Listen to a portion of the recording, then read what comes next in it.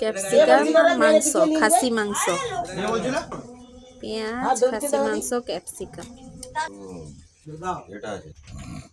তাহলে প্রমাণটা করছি একটা লিখে নেব না জায়গাটা খুব না না চেহারা আর একটু হলে মানিবে নি কিন্তু না না ঠিক আছে ঠিক আছে, মোটা হয়ে গেলে ঠিক হয়ে যাবে। তোমাকে করতে হবে এই যে সবগুলো রেডি করে এবারে তেলে ভাজবে। ছিল মশলা মাখিয়ে টাখিয়ে তো দিয়ে ভরছি, এগুলো দিলে ফ্রাই করবে। এই যে বেসনে কোট করে এবারে তেলে ছাড়া হবে। ধোয়া হয়নি জানো এই যে উল্টে পাল্টে ভেজে নিতে হবে।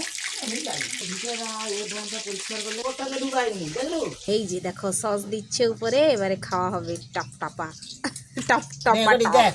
কেমন হয়েছে স্বাদ? গরমটা একটু ঠান্ডা হোক, আছে দেখছো বাম্পার ক্যাপসিকাম হয়েছে। আছে পেঁয়াজ আছে তার উপরে তেলে দিলাম তেলটা